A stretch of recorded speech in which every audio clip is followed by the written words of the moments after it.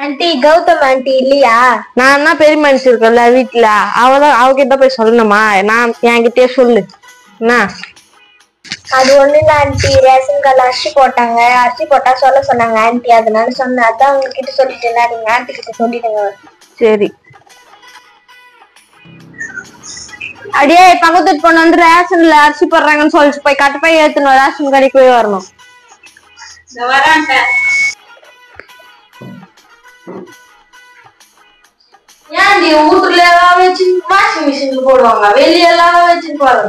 இல்ல வெளியே மழை வருதுன்னு சொல்லிதான் எடுத்து உள்ள வச்சோமா மிஷினை. இப்ப நான் துணி துவைக்க போடல.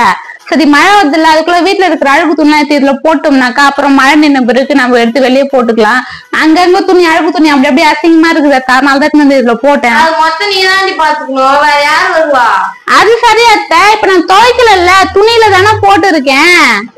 அதுக்கு நான் என்ன பண்ண, துவைச்சேன், துணி தானே போட்டு வச்சிருக்கேன். கிட்ட சொல்லியிருந்தேன், வந்து சொன்னாலா?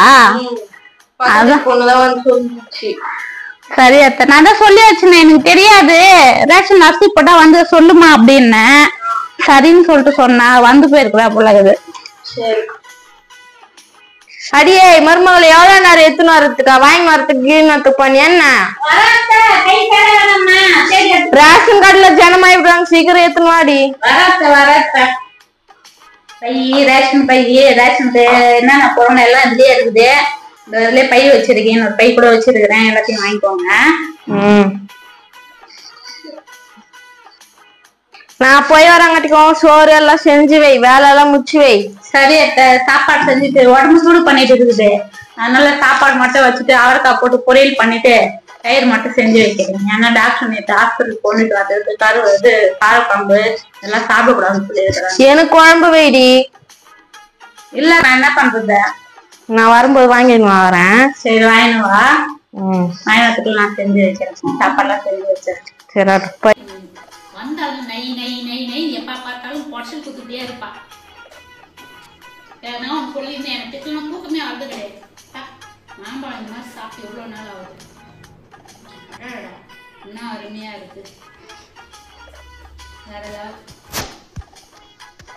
வரதுக்குள்ள சாப்பாடு வர செய்யணுமா? உடம்பு சரியில்லை மருமகளுக்குன்னு சொல்றேன், எனக்கு குழம்பு தான் வேணுமா? குழம்பு வேணுமா? குழம்பு வேற வைக்கிறாங்க. வந்தா நான் என்னன்னா பேசின்னு போகணும், என்னங்க செஞ்சு வச்சுதான் சாப்பிடணும். ஒரு மாம்பழத்தை நிம்மதியா சாப்பிட விடுறாளா?